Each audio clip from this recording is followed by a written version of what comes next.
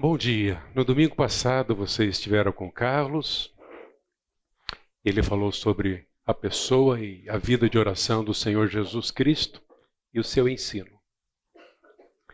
Desde Cristo e seu ensino, seu exemplo, sua dedicação à oração, e ao longo dos séculos a igreja cristã tem sido marcada por homens e mulheres que, antes de serem conhecidos pela sua oratória, personalidade, eloquência, também pelos seus grandes feitos, eles foram conhecidos por seus joelhos dobrados, homens e mulheres de oração.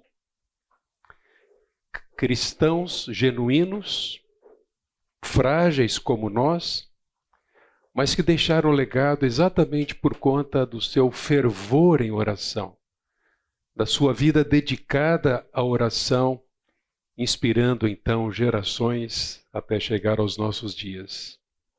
Hoje eu gostaria de considerar com vocês mais um desses heróis gigantes de oração. Alguém que, por conta do seu compromisso e comprometimento com o Senhor Jesus Cristo, alguém que, acima de tudo, buscava a glória do Senhor Jesus Cristo, ele pôde influenciar a igreja, o seu mundo, na sua época, deixando-nos um legado muito especial, marcante, que influencia as nossas vidas hoje. Nós vamos considerar hoje a vida, o legado do apóstolo Paulo. Obviamente que numa única aula nós não teremos condições de olhar para todas as orações de Paulo. E é muito marcante nós considerarmos, ainda que venhamos a considerar algumas apenas, é muito marcante aquilo que Paulo nos deixou para nos instruir, a fim de que as nossas orações estejam alinhadas com a vontade de Deus e o propósito de Deus para as nossas vidas e a prática da nossa oração. Nós aprendemos muito com Paulo sobre o conteúdo das nossas orações, o foco das nossas orações. Então, que Deus possa usar esta aula para nos impactar também através da vida do apóstolo Paulo. Vamos orar? Obrigado, Senhor, por esta manhã, por podermos estar aqui. Te louvamos, ó Deus, porque o Senhor é o nosso Pai, o Pai por excelência. Tem nos abençoado. Te louvamos também pela vida de cada pai, ó Deus, a quem o Senhor tem abençoado, ó Deus, concedendo filhos, para que também, ó Deus, cada um de nós possa deixar esse legado influenciando a vida de futuros homens e mulheres, e que especialmente, ó Deus, nesta manhã, que nesta classe, nós pais sejamos também encorajados, influenciados pela vida e o ensino do apóstolo Paulo, para que possamos deixar essa marca na vida dos nossos filhos. Pais segundo o coração de Deus, pais que dobram os joelhos, pais dedicados à oração. Conduz-nos aqui, ó Deus, conforme a Tua palavra, instruídos pelo Teu Espírito, que saiamos daqui encorajados por mais esta vida, por mais o ensino tão marcante do apóstolo Paulo e a sua dedicação à oração. Entregamos esse tempo nas Tuas mãos, oramos em nome de Jesus. Amém.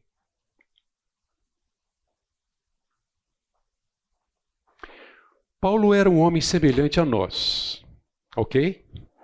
Nenhuma dúvida em relação a isso. Entretanto, Paulo nos deixa um tremendo legado, não sobre a sua própria vida, mas sobretudo sobre o que Deus pode fazer através da vida de um homem que se dedica a Ele, que se dedica à oração e que se propõe a ser fiel ao Senhor, manifestando uma vida no caminho da integridade. Aquele que busca fazer a sua vontade, ver para Cristo, depender dele, evidenciando uma vida consagrada à oração, certamente será notado, ou chamará atenção para quem Deus é e o que Deus pode fazer através da vida desse homem e dessa mulher. Mas antes da gente olhar para as orações de Paulo, eu entendo que seja bem importante nós considerarmos quem foi Paulo, ainda que de uma maneira sucinta, qual a história desse homem, o que nós sabemos acerca dele. Afinal, nós lemos muito sobre Paulo, nós lemos as cartas de Paulo, mas quem era esse homem que foi influenciado tremendamente por Deus desde a sua conversão para nos deixar esse legado? Bem, Paulo, natural de Tarso, na Cilícia, hoje, atualmente, uma cidade que fica no sul da Turquia, era judeu, provavelmente tendo nascido entre 5 e 10 depois de Cristo, cidadão romano. É interessante que nesse relato que ele mesmo faz acerca do seu currículo, ele diz: eu sou judeu, nasci em Tarso, criei-me nessa cidade e aqui fui instruído aos pés de Gamaliel, segundo a exatidão da lei de nossos antepassados, sendo zeloso para com Deus, assim como para com todos, como todos vós o sois no dia de hoje. Ele tinha uma formação que não era qualquer coisa, né? Alguém que era formado na escola de Gamaliel, ou aos pés de Gamaliel, um renomado rabino na sua época, trazia uma bagagem significativa. Sabemos também que Paulo era fariseu zeloso, e essa era a sua vida antes da conversão, antes de ter sido transformado pelo Senhor Jesus Cristo. Um fariseu zeloso, conforme o relato em Filipenses, tendo sido circuncidado ao 8º dia, pertencente ao povo de Israel, à tribo de Benjamim, verdadeiro hebreu, quanto à lei, era um tremendo fariseu, quanto ao zelo perseguidor da igreja e quanto à justiça que há na lei, irrepreensível. Paulo esteve presente e consentiu na morte de Estevão, que foi o primeiro mártir da igreja. Prendia os cristãos com autorização do Sinédrio, tentando destruir os que eram do caminho, ou o movimento do próprio Senhor Jesus Cristo. Mas esse homem cruel, perseguidor, capaz, ele foi transformado pelo Senhor Jesus Cristo a caminho de Damasco, após uma visão que teve do Cristo ressurreto. Tornou-se então, e esse é o relato que a Bíblia nos traz, um dos maiores missionários e teólogos do cristianismo. Paulo, após a sua conversão, ele passou um período de preparo, antes de iniciar então o seu ministério público. E quanto ao seu ministério, nós sabemos das viagens missionárias de Paulo, conforme o relato que temos em Atos. Ele fundou igrejas na Ásia Menor, Grécia e em outras partes do Império Romano, enfrentando perseguições, prisões, naufrágios, apedrejamentos e oposição de todo tipo, conforme ele mesmo relata na carta aos Coríntios.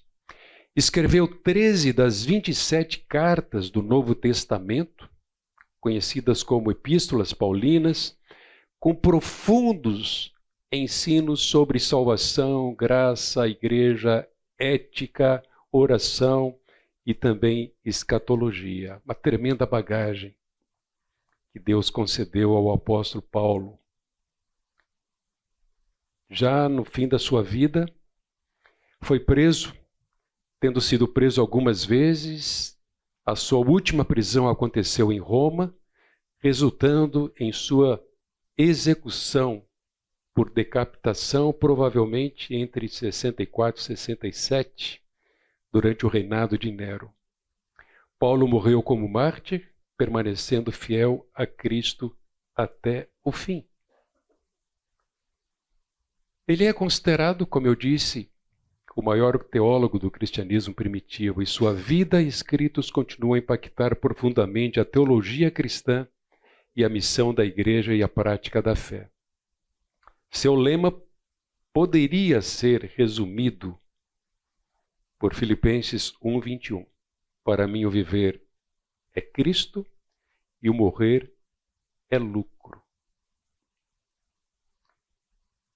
Paulo era um homem de oração. E por que nós chegamos a essa conclusão? Não há dúvida de que através dos seus relatos, e não apenas nas suas orações, nas epístolas, ele sabia perfeitamente o que desejava para os crentes, para os santos, para os salvos. E ele sabia que o que desejava para a família de Deus só poderia ser obtido através da oração.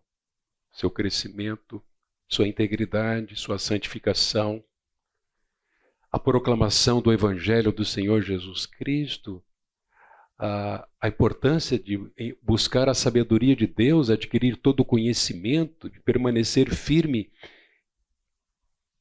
Fica evidente que para Paulo esses frutos só poderiam ser obtidos na vida dos filhos de Deus se eles de fato fossem aplicados à oração.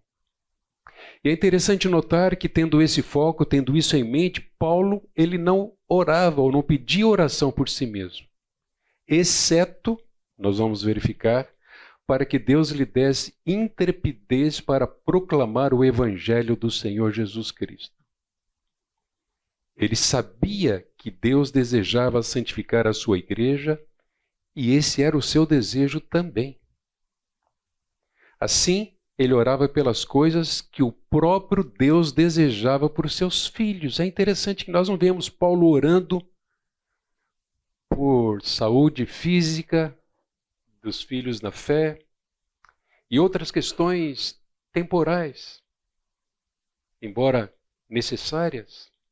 Ele se preocupava muito em sua vida de oração e nas suas orações que nos ensinam pelas coisas que o próprio Deus desejava por seus filhos. Então, no Novo Testamento, temos 33 orações de Paulo. E como eu disse, o tempo não permitirá que a gente considere todas elas. Mas eu gostaria de considerar com vocês alguns princípios sobre a oração em algumas dessas orações do apóstolo Paulo. E eu vou contar com a cooperação de vocês para que, à medida que olharmos para essas orações que vamos considerar aqui, façamos uma leitura conjunta. Não é uma reza, gente, tá bom? Mas eu introduzo as primeiras linhas ou a introdução de cada oração ou dos pedidos que ele vai fazer e todos juntos vamos ler esses pedidos ou motivos de oração do apóstolo Paulo. Enquanto preso em Roma, ele demonstrou uma vida de oração centrada em Deus e, como eu disse, voltada para o bem espiritual dos crentes. Não apenas os seus filhos na fé, mas os crentes em todos os lugares pertencentes ao Senhor Jesus Cristo. E em suas cartas escritas durante esse período, mais precisamente a carta de Efésios, Filipenses, Colossenses e Filemão, Paulo ora com gratidão, intercedendo pelos santos, e então ele revela um profundo contentamento, mesmo em meio ao sofrimento. A primeira delas, que eu quero considerar, é esta aqui, em Efésios capítulo 1, de 15 a 19. Nós percebemos aqui que o amor pelos irmãos é uma evidência da genuína fé cristã. É a marca principal da igreja do Senhor Jesus Cristo. E Paulo tem isso em mente. Ele considera esse motivo de oração pelo qual ele ora. Ele orou para que os crentes tivessem a disposição do conhecimento e da visão de Deus, a fim de que pudessem compreender não apenas a grandeza da esperança, mas também a herança que eles possuíam no Senhor Jesus Cristo. Por isso, também eu, tendo ouvido da fé que há entre vós no Senhor Jesus e o amor para com todos os santos, não cesso de dar graças por vós, fazendo menção de vós em minhas orações, todos, para que o Deus de nosso Senhor Jesus Cristo, o Pai da glória, vos conceda espírito de sabedoria e de revelação no pleno conhecimento dele, iluminados os olhos do vosso coração, para saberdes qual a esperança do seu chamamento, qual a riqueza da glória da sua herança nos santos e qual a suprema grandeza do seu poder. Certamente, ao olhar para esses motivos de oração, nós, de certa forma, somos incomodados, porque nós nem sempre oramos assim, ou quase nunca. Nós tendemos a orar pelas nossas necessidades. Nós tendemos a compartilhar motivos de oração muito focados em nós mesmos.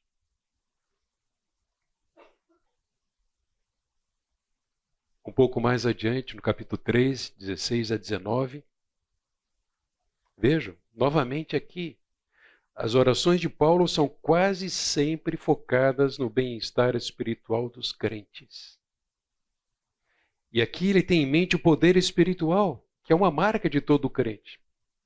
Ele não está considerando aqui ou pensando numa categoria especial de crentes superdotados, mas ele considera uma marca essencial na vida de todo crente, poder espiritual.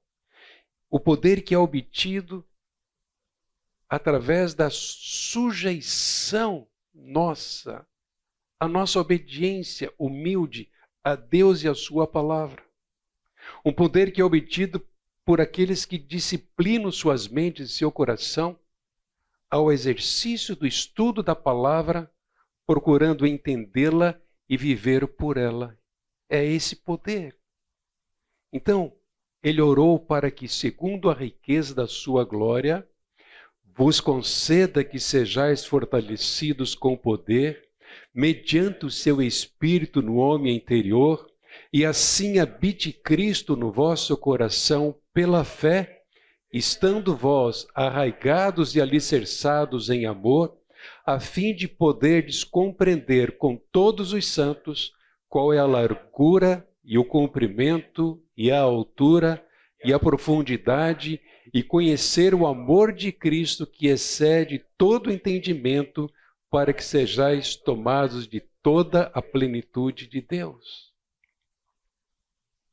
Na sequência, ao verso 19, vejam,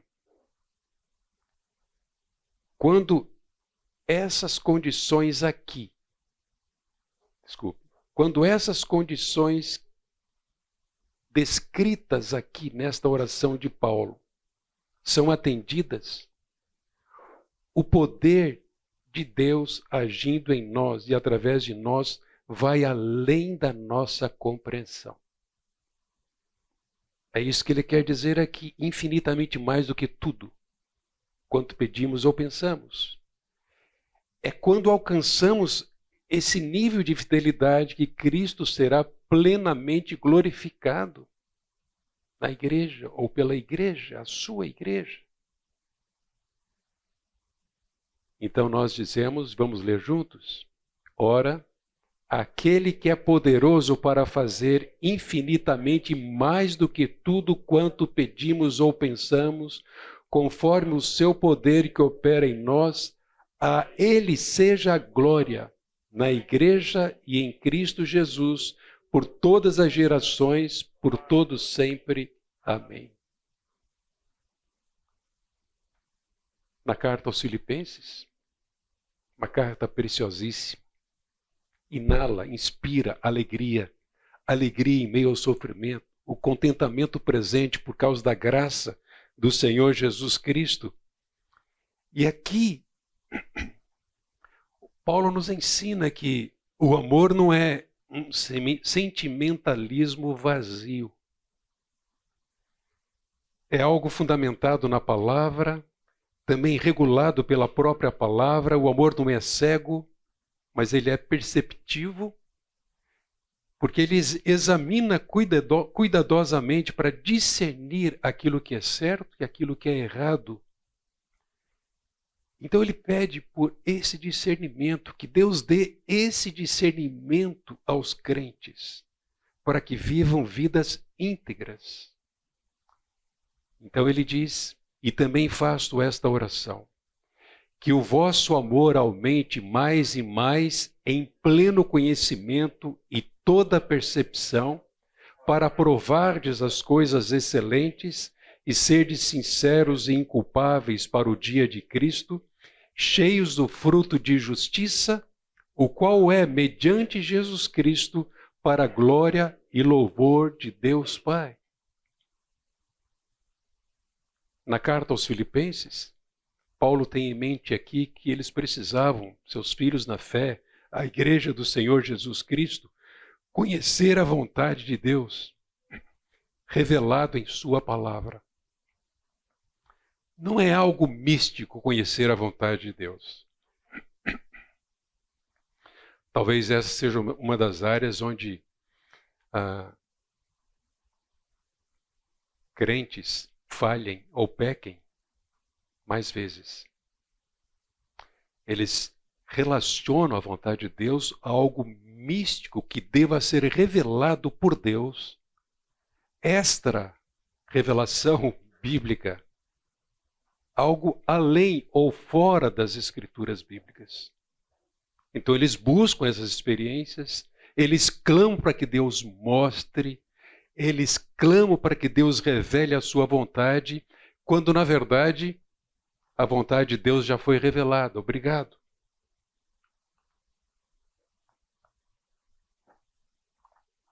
E é comum nós encontrarmos pessoas que, diante de alguma situação e problema,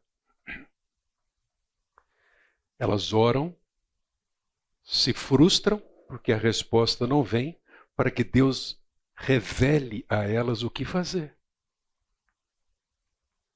Recentemente, conversando com um jovem, ainda jovem, mas já casado, numa situação difícil, bastante complexa no seu relacionamento, ele queria que Deus revelasse a ele a sua vontade. E ele buscava sinais. Se acontecer isso é porque é da vontade de Deus. Se não acontecer, não é da vontade de Deus. Mas era algo tão evidente nas Escrituras, tão claro, já revelado, que na verdade o que ele precisava é: Senhor, me dá sabedoria para entender aquilo que o Senhor já me disse e a disposição para te obedecer. Porque a tua vontade já me foi revelada. E Paulo tinha essa preocupação evidenciada nas suas orações, porque ele sabia que conhecer a vontade de Deus revelada em sua palavra era algo indispensável na vida dos crentes. Então ele orou por esta razão, pelo que disse até aqui. Também nós, desde o dia em que o ouvimos, não cessamos de orar por vocês e de pedir. E o que ele pediu? Que transbordeis do pleno conhecimento da sua vontade, em toda a sabedoria e entendimento espiritual, a fim de viverdes de modo digno do Senhor, para o seu inteiro agrado, frutificando em toda boa obra e crescendo no pleno conhecimento de Deus, sendo fortalecidos com todo o poder, segundo a força da sua glória, em toda perseverança e longanimidade, dando graças ao Pai que vos fez idôneos à parte que vos cabe da herança dos santos da luz. Mais uma. A segunda carta de Paulo aos Tessalonicenses traz elementos bem importantes sobre a vida de oração de Paulo.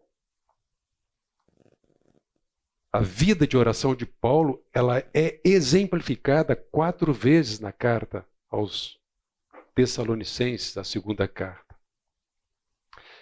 E aqui, Paulo orou para que os crentes se comportassem de forma consistente com a sua identidade.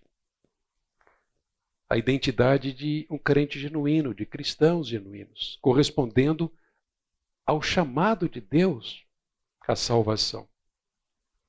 Que eles fossem dignos da vocação e do cumprimento do propósito de Deus para as suas vidas.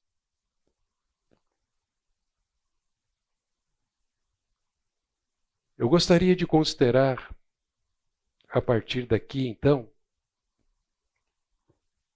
por quais motivos Paulo orava. Na sua listinha de oração, quais eram esses motivos? É o que nós sabemos. Obviamente, nessas orações de Paulo, nós não temos uma lista exaustiva de motivos de oração, mas nós temos os motivos principais que Paulo levava a Deus em oração, pelos crentes, pela obra e por si mesmo. E seguindo então essas orações e exemplo de Paulo, por quais motivos nós devemos orar? Primeiro, como já lemos e oramos com ele, nós devemos orar pelo pleno conhecimento de Deus. Você se lembra alguma vez em que você orou por alguém, ou mesmo pela igreja, pelo pleno conhecimento de Deus? Vejam, ele disse aos Efésios que Deus lhe dê espírito de revelação e sabedoria no pleno conhecimento dele. Que sejam iluminados pela revelação de Deus. Aos Colossenses, capítulo 1, versículo 9, ele traz essa mesma preocupação e súplica. Por esta razão também nós, desde o dia em que o ouvimos, não cessamos de orar, ele diz, e pedir que transbordeis do pleno conhecimento da vontade de Deus, em toda a sabedoria e entendimento espiritual. Nossos problemas, muitas vezes, eles se manifestam por falta de conhecimento de Deus. Por falta de uma teologia bíblica. Vocês nem imaginam casos de aconselhamento que chegam com os mais variados transtornos por distorções, falta de compreensão ou negação da teologia bíblica ou daquilo que Deus é. Então ele ora por isso, para que pudesse ser plenos ou ter o conhecimento de Deus plenamente, a sua vontade, entendê-la em toda a sabedoria e entendimento espiritual. O segundo motivo é por sabedoria, está relacionado ao conhecimento. Mas a ênfase aqui que eu quero destacar em Efésios 3,18 é para que possam compreender. E como é que se pode compreender a largura, o comprimento, a altura, a profundidade e conhecer o amor de Cristo, se não através do que o próprio Deus nos revelou na pessoa de Jesus e na palavra escrita, as Escrituras Sagradas, que excede todo conhecimento. No versículo 10 do primeiro capítulo de Filipenses, ele diz: para aprovardes as coisas excelentes e serdes sinceros e inculpáveis para o dia de Cristo. Então nós oramos pelo conhecimento de Deus, nós oramos por sabedoria. Seria engano nós almejarmos crescimento, santificação,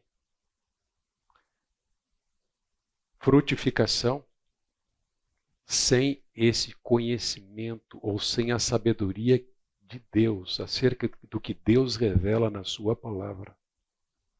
Vocês percebem que esses motivos de oração de Paulo sempre nos remetem a um fundamento, e o fundamento é conhecer o que Deus já nos revelou. É como nós conhecemos a Deus. É como nós sabemos e entendemos qual é a sua vontade para as nossas vidas e para a igreja do Senhor Jesus Cristo. O terceiro motivo, ele ora por santidade.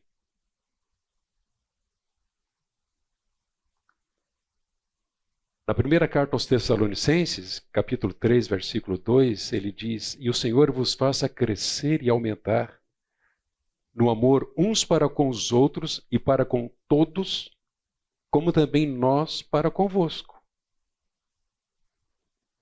Senhor, que o meu amor pelos meus irmãos cresça. Que o amor entre os meus irmãos cresça, seja para comigo, seja entre eles, que esse amor aumente, a fim de que seja o vosso coração confirmado em santidade, ele diz, isento de culpa na presença de nosso Deus e Pai, na vinda de nosso Senhor Jesus Cristo com todos os seus santos. Nós somos uma igreja e isso é muito bom. Que tremendo privilégio a gente tem. Membros de uma família. E podemos viver em amor, em harmonia. Pessoas tão diferentes como Oswaldo e Wesley conseguem viver em comunhão. Mas vejam, até que ponto nós, na prática, somos igreja, revelando o cuidado mútuo. Nós cuidamos uns dos outros. Nós estamos preocupados com a santificação dos nossos irmãos e irmãs. O quanto nós oramos por isso, pela santificação da igreja, para que haja santidade, conforme Paulo diz aqui, usando as suas palavras, que o vosso coração seja confirmado em santidade, isento de culpa na presença de Deus, na vinda de nosso Senhor Jesus Cristo, com todos os seus santos. Orar por amor. Se o amor é a marca principal da igreja do Senhor Jesus Cristo, a igreja é conhecida porque o amor está presente no seu meio. É um grupo que ama. E ele olha para que o amor dos filipenses aumente mais e mais. Também nesse mesmo texto, aos Tessalonicenses, na primeira carta, ele diz que os faça crescer no amor uns para com os outros e para com todos, e também o meu amor para convosco. Um motivo extremamente importante na minha oração, ou na minha lista de oração, na sua lista de oração. Que o amor em nosso meio cresça. Que o meu amor cresça para com os outros. Isso é importante, sabe por quê? Quando eu oro para que Deus faça crescer o meu amor para com os meus irmãos, eu deixo de ser egoísta. Eu deixo até mesmo de só pedir a oração. Eu passo a me preocupar com os outros. Eu busco colher motivos de oração. E evidencio assim o amor que eu tenho, o amor de Cristo pelos meus irmãos. Orar por poder, como vimos. O grande poder de Deus manifesto na ressurreição do Senhor Jesus Cristo. Conforme ele diz aos Efésios, versículo 19 do capítulo 1. No 3,16 ele diz: peço que da riqueza de sua glória ele os fortaleça com poder interior por meio de seu Espírito. Ou, aos Colossenses, sendo fortalecidos com todo o poder. Algo pelo qual nós devemos orar. Isso envolve perseverança, força, longanimidade, é um poder que vem de Deus, fruto da ação do seu Espírito nas nossas vidas, mas é um poder também que vem mediante o conhecimento da própria verdade, a palavra de Deus. O poder que nos foi dado quando fomos batizados pelo Espírito, para sermos testemunhas do Senhor Jesus Cristo. O pedido é que ele os fortaleça com poder interior. Mais um. Nas orações de Paulo nós vemos que devemos orar por aprovação das coisas excelentes. Esse texto em Filipenses 1:10 nos traz essa verdade para discernir o que é melhor a fim de que sejam irrepreensíveis até o dia de Cristo. Discernimento por aquilo que é excelente. Filemão, versículo 6, para que a comunhão que procede da sua fé seja eficaz no pleno conhecimento de todo o bem que temos em Cristo.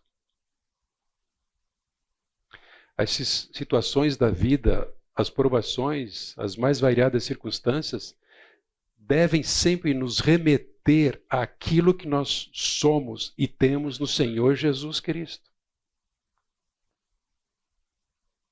É isso que realmente importa e é isso que faz a diferença. Ele ainda diz, na sua oração, orando por eles para que eles frutificassem toda boa obra.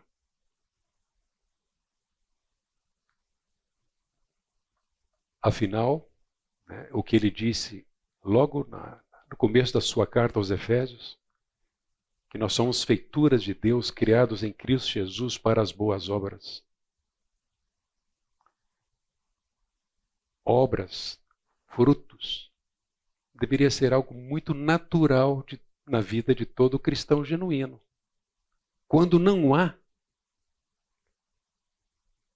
é questionável a sua condição. Realmente, você não está dando nenhum fruto. O crente dá fruto. Ele pratica boas obras. E a oração de Paulo é para que eles frutificassem em toda boa obra.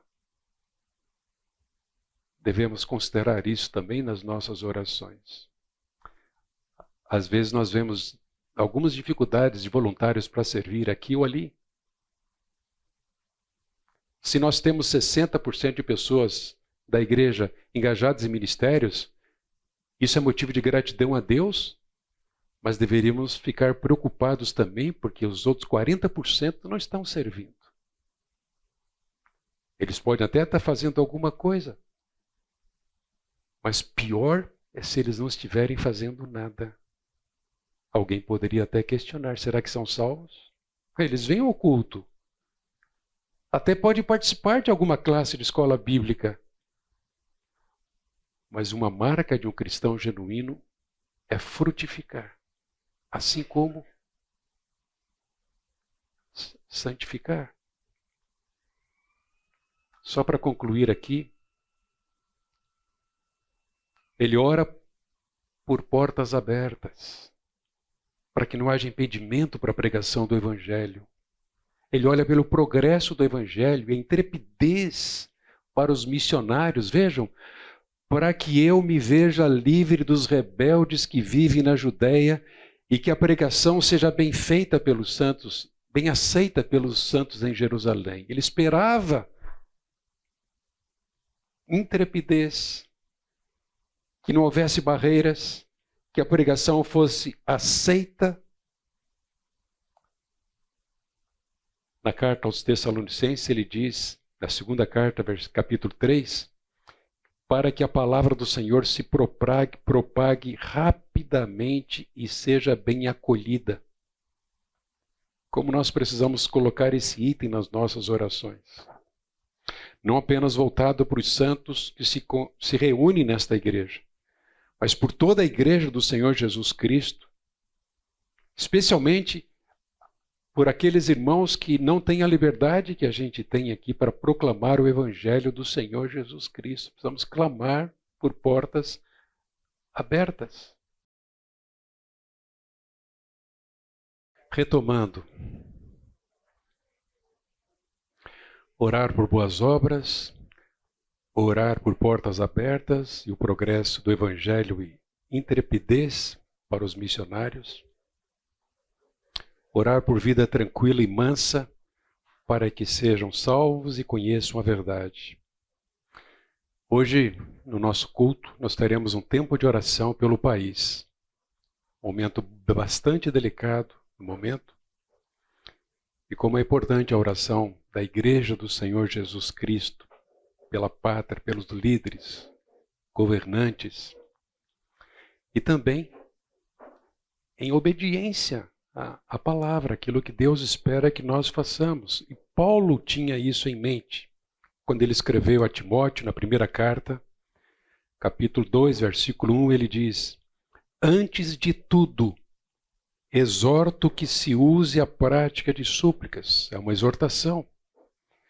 Súplicas, orações, intercessões, ações de graças em favor de todos os homens, em favor dos reis e de todos os que se acham investidos de autoridade, para que vivamos vida tranquila e mansa, com toda piedade e respeito. Isto é bom e aceitável diante de Deus, o nosso Salvador, o qual deseja que todos os homens sejam salvos e cheguem ao pleno conhecimento da verdade. Como é importante nós orarmos com esse propósito, por esses motivos aqui. A vontade de Deus é revelada, Ele deseja que todos sejam salvos, que cheguem ao conhecimento da verdade. Afinal, a redenção é a maior necessidade do nosso povo. E o conhecimento de Deus.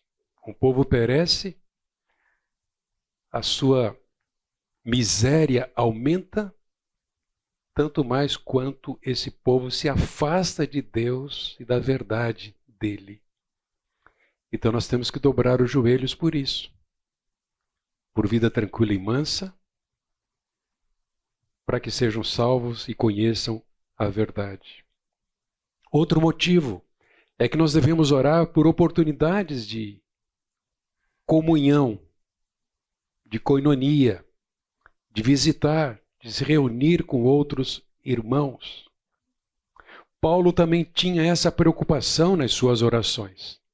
E ele disse aos romanos: porque Deus, a quem sirvo em meu espírito, no evangelho de seu Filho, é minha testemunha de como incessantemente faço menção de vós em todas as minhas orações, suplicando que, em algum tempo, pela vontade de Deus, se me ofereça boa ocasião de visitar-vos.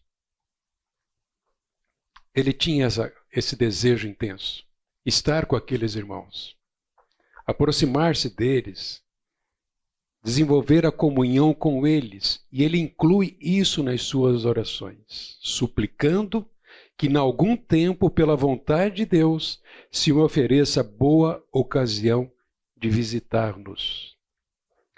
Eu até acho que durante a pandemia, ou logo após ela, a gente orou bastante por isso, que aquele irmão, que aquela irmã volte a congregar, né? Sentimos saudade, porque é extremamente importante. Alguns não voltaram, graças a Deus são poucos, mas esse deve ser o motivo também das nossas orações. Aquela pessoa que está ausente lá na sua coinonia, não tem vindo aos cultos, a uma classe, ore por ela, para que volte à comunhão, para que conviva com os irmãos, para que Deus sensibilize o seu coração, a fim de que ela não negligencie o participar em comum, o estar congregando com os irmãos. Orar por alimento que recebemos. E aqui não é somente o alimento, porque tanto o casamento quanto os alimentos são dádivas de Deus e devem ser recebidos com ações de graça. Paulo disse isso para combater aqueles que queriam perverter os fundamentos de Deus, a sã doutrina, aqueles que alegavam que o casamento não era importante, traçavam regras impositivas em relação aos alimentos, mas Paulo diz que tanto o casamento quanto os alimentos são dádivas de Deus e devem ser recebidos como ações de graça. Porque tudo que Deus fez é bom, não devemos rejeitar nada, mas a tudo receber com ação de graças, pois sabemos que se torna aceitável pela palavra de Deus e pela oração. Imagino que alguns de nós agradecem o alimento antes das refeições, né? não como uma reza, mas como uma expressão sincera de gratidão a um Deus que nos supre, nos dá o sustento, o alimento diário. Um coração que revela a dependência. E devemos ser gratos por todas as coisas que Deus nos concede, sem dúvida alguma. Devemos orar ainda por paz em meio à tribulação. As tribulações fizeram, fazem e farão parte da história da igreja, da sua história, da minha história. Especialmente se queremos viver piedosamente em Cristo, levar Deus a sério. Nós sofreremos resistência, oposição e até perseguição de alguma forma. Então nós devemos orar por paz em meio à tribulação. Em momentos de crise, em momentos de ansiedade, de fato, Paulo ensina aos filipenses a levarem todas as coisas a Deus em oração, pela oração e pela súplica, com gratidão nos corações. E o resultado disso será a paz de Deus que excede em todo entendimento, que irá inundar as suas mentes e o seu coração. Esse é um excelente remédio para a ansiedade. Levar tudo a Deus em oração, com gratidão no coração. Mais um e último, devemos orar para estarmos livres dos homens perversos e maus. Ele fez esta oração. Na carta aos Romanos, capítulo 15, 30 e 32, para que eu me veja livre dos rebeldes que vivem na Judeia e que a pregação seja bem aceita pelos santos em Jerusalém. O quanto temos orado por isso, o quanto oramos pela igreja perseguida, nossos irmãos que sofrem por não poderem, ou por pregar o Evangelho, ou por estarem limitados à pregação do Evangelho do Senhor Jesus Cristo. Mas que Deus os livre também dos perversos na nossa pátria. Eles não nos matam, mas na verdade há uma perseguição sutil, velada, que se manifesta de várias maneiras, através de muitas estratégias econômicas, políticas, sociais, teológicas, estratégias contra os fundamentos que Deus estabeleceu para a própria prosperidade e felicidade do homem.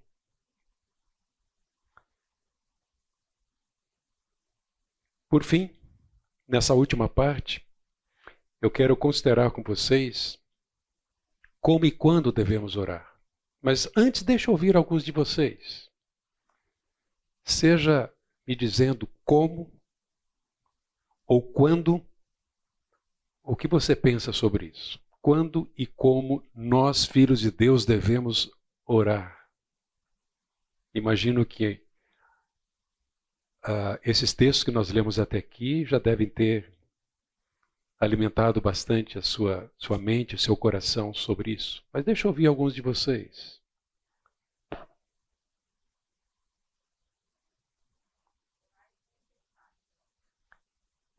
Orar sem cessar?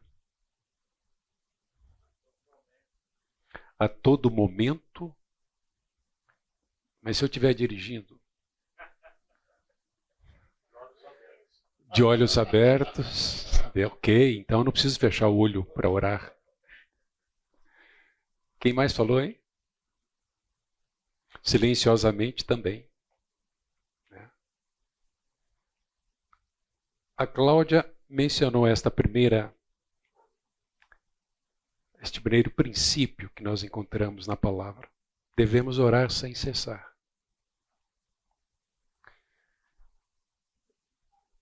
Algumas expressões de Paulo quanto a isso. Ele usou o termo incessantemente na carta aos Romanos, capítulo 1, versículo 9. Aos Efésios 1:16, ele disse: não deixo de dar graças em sua oração. Aos Tessalonicenses, ele disse: sempre faço menção.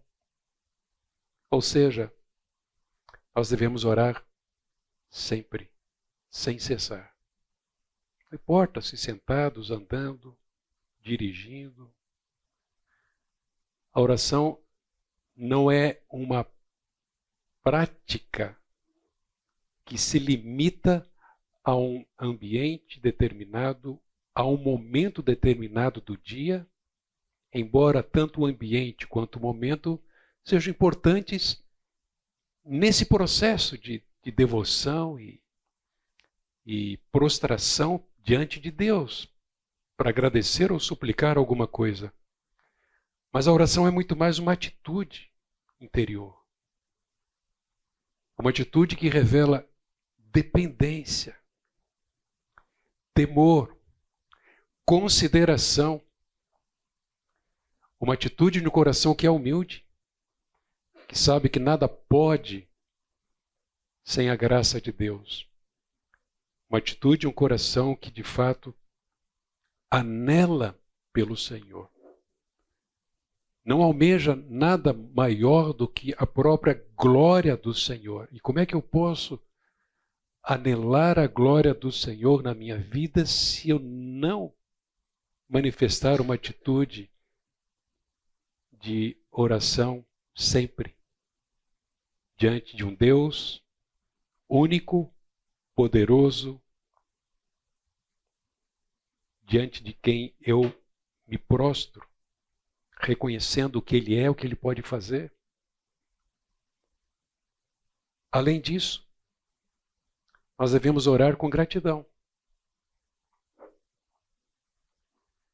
E aqui nessas orações de Paulo, nesses textos,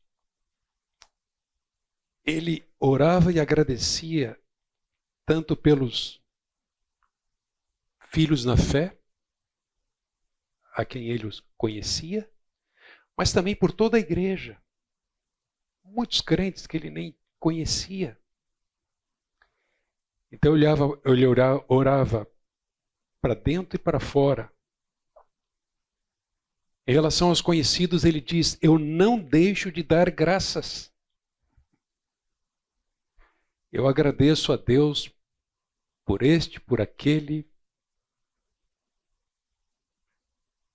E imagino que naquela época a igreja do Senhor Jesus Cristo era constituída por uma diversidade de perfis de pessoas, temperamentos, etc. Aos olhos humanos, alguns não tão bem-quistos quanto outros, né? Mas Paulo dava graças, não deixava de dar graças por eles. Aos Filipenses ele diz: eu agradeço toda vez que me lembro de vocês. Gente, a gente faz isso. Eu faço isso. Quando oro em casa ou estando aqui, eu agradeço a Deus pela vida do meu irmão, da minha irmã. Não importa quem seja. É irmão, é irmã no Senhor Jesus Cristo. Mas ele dá graça também por todos os santos, além dos seus filhos na fé, os desconhecidos. Pela fé, pelo testemunho, pelo progresso no Evangelho, por serem feitos pelo Pai dignos da herança, ele agradece a Deus pela igreja do Senhor Jesus Cristo. Mais um princípio, nós devemos orar com o propósito de dar glória e louvor a Deus. Notem, ao que é capaz de fazer infinitamente mais, ele vai dizer: a Ele seja a glória por todas as gerações, para todos sempre. Amém. Aos Tessalonicenses, na segunda carta, ele diz: mas nós devemos sempre dar graças a Deus por vós, irmãos amados no Senhor, porque desde o princípio Deus os escolheu para serem salvos mediante a obra santificadora do Espírito e a fé na verdade. Notem, Ele os chamou para isso por meio de nosso evangelho, a fim de tomarem posse da glória de nosso Senhor Jesus Cristo. Orar com o propósito de dar glória e louvor a Deus pela sua obra, por quem Deus é. Orar com ações de graça. Apresentar tudo com ação de graças pela oração e súplica, Efésios 4:6. Dedique-se à oração vigiando com ações de graça, Colossenses 4:2. Tudo que Deus criou é bom e recebido com ações de graça, nada é recusável. A primeira carta a Timóteo, capítulo 4, versículo 3. Então nós devemos orar com ações de graça. A gratidão é a primeira atitude que Deus espera ver na vida de um filho pelas bênçãos recebidas. A principal delas qual é? A salvação. Se eu não agradeço a Deus por todas as coisas, eu posso estar falhando no meu reconhecimento por aquilo que eu sou sem que tivesse qualquer mérito da minha parte. O que eu sou unicamente pela graça de Deus, manifesta em Cristo Jesus, o Salvador. Então, se eu reclamo, né, em lugar de agradecer, se eu murmuro e não revelo contentamento, eu não estou apontando para a graça de Deus. É por ela que eu existo. A herança que eu tenho, que me foi dada por Deus, é tão somente por causa dessa maravilhosa graça. Além disso, essa mesma graça que um dia me salvou, conforme Paulo diz a Tito, é a graça que me educa para que eu leve uma vida piedosa, livre das paixões mundanas, que a principal paixão, satisfazer os meus desejos à minha maneira, sem levar Deus em consideração. Ou reclamar pelo fato de eu não poder satisfazer os meus desejos, ou não ter os meus desejos satisfeitos. Orar com ações de graça sempre aponta para a graça de Deus, a razão de nós termos e sermos o que temos e que somos em Cristo Jesus. Ainda, com perseverança, persevere na oração. Romanos 12:12. Dediquem-se à oração, estejam alertas e sejam agradecidos. Colossenses 4:2.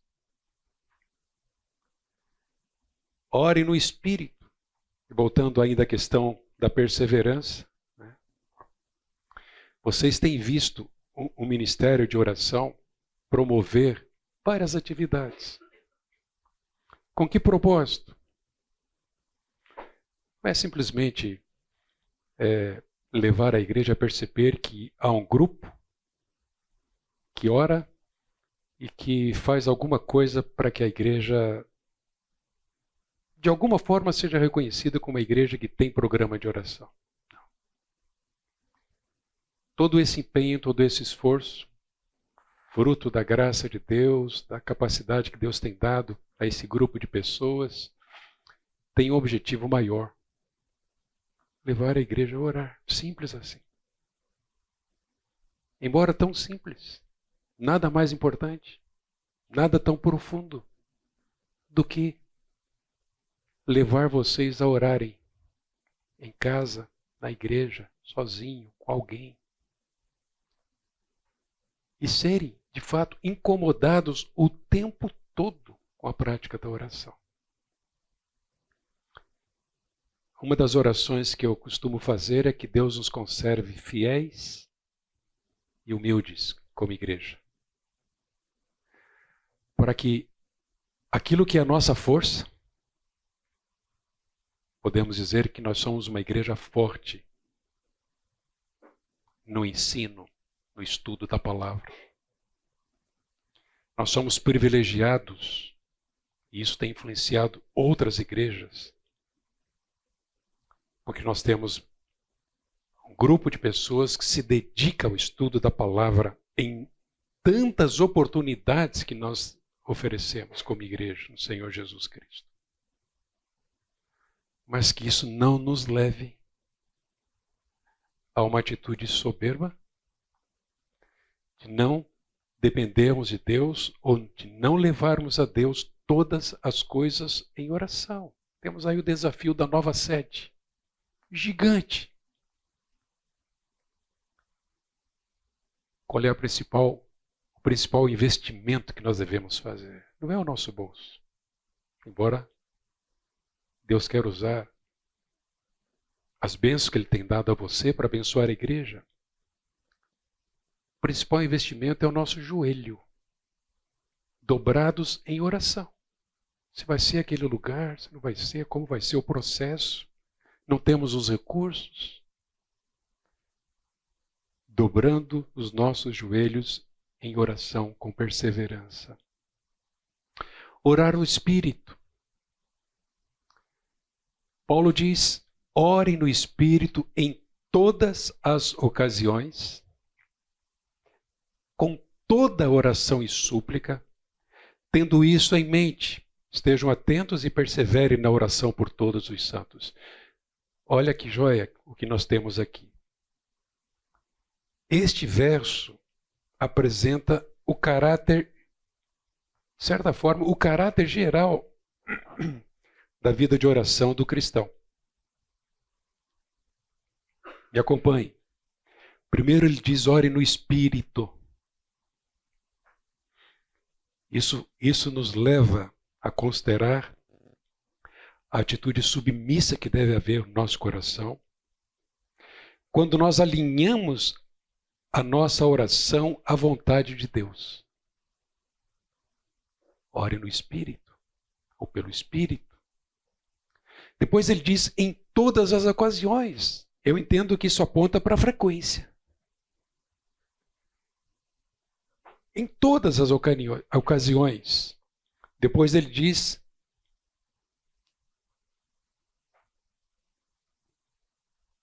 tendo isso em mente, estejam atentos à maneira como nós devemos orar. Vigilância. Não deixemos de depender. Não deixemos de levar todas as coisas a Deus antes de fazer qualquer coisa. Vigilância. Mas ainda, eu deixei de mencionar aqui que ele diz com toda oração e súplica. Isso tem a ver com a variedade dos nossos assuntos, dos nossos motivos. Não apenas a frequência, em todas as ocasiões, mas com toda oração e súplica, com essa variedade. Estejam atentos à maneira como devemos orar e, por fim, o princípio da perseverança. Então, nós temos aqui o caráter geral da vida de oração do cristão.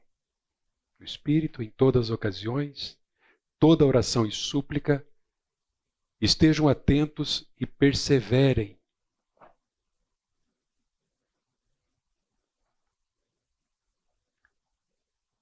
Por fim, acho que é a segunda vez que eu falo por fim, né? Então, por fim, 2. Eu queria deixar com vocês, antes de nós orarmos, alguns passos para que você considere com o objetivo de alinhar sua vida de oração. Eu não sei como ela está. Isso se aplica a mim, a minha vida de oração. E uma das razões é que nossos pedidos de oração, eles podem estar fora do alvo que Deus gostaria que estivessem. Então, para a gente não ficar indiferente a tudo aquilo que Deus tem nos trazido aqui hoje, com tanta riqueza e profundidade que nós obtivemos e obtemos nas orações de Paulo como exemplo, ensino. Vamos buscar alinhar a nossa oração com os motivos pelos quais Deus se preocupa. Vamos levar isso em consideração e para isso eu quero propor alguns passos. O primeiro, que tal fazer uma revisão dos principais motivos pelos quais você tem orado? Você tem orado? Espero que sim. Quais são os motivos?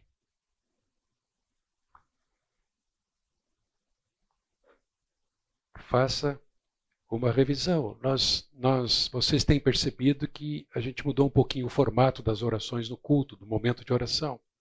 Mas durante um longo tempo, nós tivemos aquele tempo que eu creio que foi muito pedagógico, conduzido pela Lil, de vez em quando outros, para nos instruir a orar pelas razões maiores, mais elevadas, eu diria, acima de tudo, alinhadas com o que Deus deseja, o que Ele propõe para o nosso conteúdo de oração. Segundo, procure então identificar os motivos que estão focados somente em você, seu umbigo, seu bem-estar, saúde. Motivos que possam ser egocêntricos, não focados nas coisas certas. Esse autoexame sempre é necessário, né? Não só para identificarmos, mas também para nós conferirmos aquilo que não está de fato alinhado com o que Deus propõe. Quem sabe você vai nessa reflexão concluir que você precisa orar. Você não tem orado. Ou você está orando muito somente quando chega o motivo de alguém que está hospitalizado ou enfermo. Mas você vê tanta gente aos domingos, você participa da sua igreja, durante a semana da coinonia. Olha só que diversidade de oportunidades para que você ore, pelo menos por um desses motivos que Paulo nos apresentou hoje aqui. Peça ajuda a Deus, sem dúvida. A mudança na nossa prática de oração, ela não muda simplesmente se nós, a partir de hoje, estabelecermos um calendário, colocarmos na agenda uma lista de motivos. Não. A mudança precisa mudar dentro de nós. É a mudança de coração. Então peça ajuda, porque somente Ele pode mudar. Você se dispõe e Deus atua. Peça ajuda a Deus para identificar esses motivos errados ou que estão fora do foco certo e agradeça a Deus por Ele estar preocupado com o seu crescimento espiritual. Você sabia disso? Deus está muito preocupado com com o seu crescimento espiritual. E Ele quer que nós oremos uns pelos outros, tendo esse foco, essa preocupação. Depois, lição para casa. A cada dia da semana, ore por uma pessoa diferente para que ele ou ela ande de modo digno do Senhor. Um motivo. Você pode pegar outro motivo, olhando para essas orações, nas cartas de Paulo. Vamos fazer isso? Cada dia, uma pessoa para que ande de modo digno do Senhor. É muito bom quando regularmente a Dorileia, ela tem essa função no Ministério de Oração, envia uma mensagem: Oswaldo, este mês a pessoa tal vai orar por você. Eu sei que nós pastores somos privilegiados, porque vocês oram por nós. Mas fuja um pouquinho dos pastores. Ore por alguém, talvez que você não veja há algum tempo, esteja necessitado de alguma forma, você tem conhecimento dessa necessidade. Mais uma tarefa para casa. Leia durante a semana uma oração de Paulo por dia e faça uma lista das características que manifestam uma caminhada cristã. Só isso. Aí, medite, reflita em cada uma dessas características. Deixa Deus te abençoar, encorajar, ensinar o seu coração.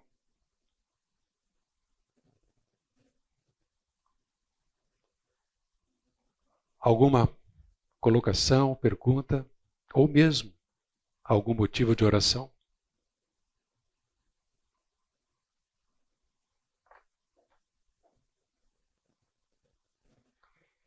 Então, à luz do que nós vimos, pensando, você pode abrir a sua Bíblia numa dessas orações. Vamos orar sobre isso? Eu quero propor o seguinte: orações, frases. Então você coloca só o pedido. Não precisa introduzir, depois nem. Mas coloca só o seu pedido. Nós estamos diante do Pai. E vamos pedir em nome do Filho.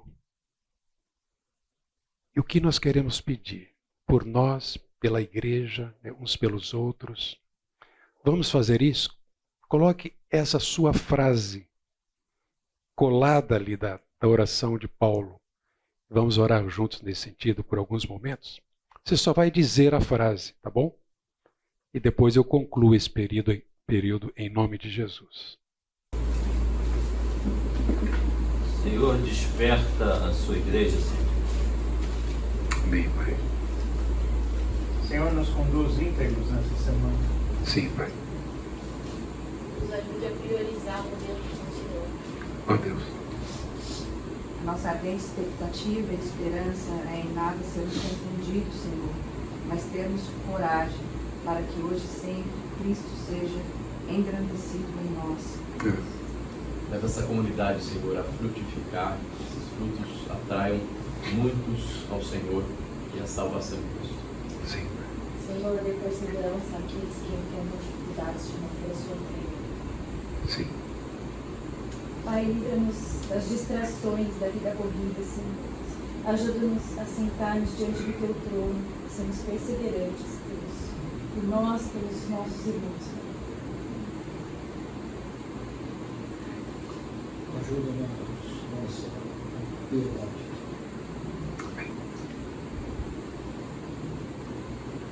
Senhor, alcança essa nação, se dobre diante de Ti. Sim, Pai. Eu agradeço, Senhor, pelo bom exemplo de Paulo, Senhor Deus, nas orações.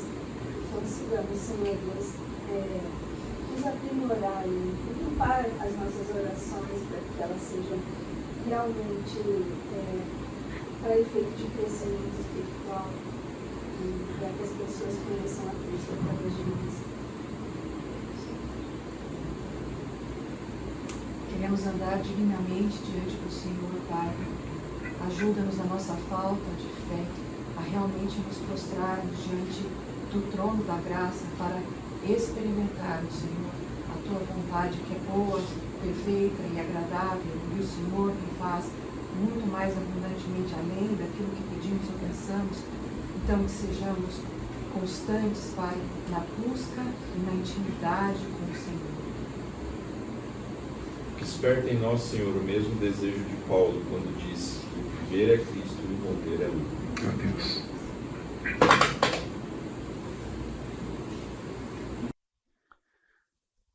Ó Deus, obrigado por essa oportunidade. Fomos lembrados das Tuas verdades, na vida, do exemplo, do ensino do apóstolo Paulo. Ó Deus, aguça em nós, ó Deus, esse desejo pela oração, uma oração, ó Deus, alinhada com os Teus motivos, com aquilo que temos visto aqui nesta manhã.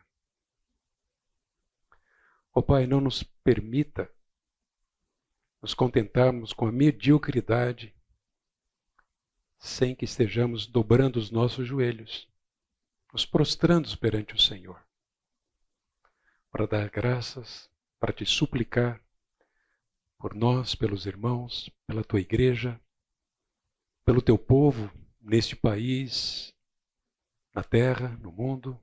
Ó Deus, incomoda-nos para que oremos.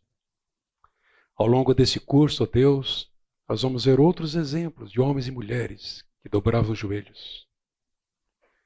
Gigantes, porque o Senhor os fez gigantes pela sua devoção à oração. Continua, Deus, a usar a vida de cada um, essas aulas, para continuar, ó Deus, realizando a tua obra santificadora em nós.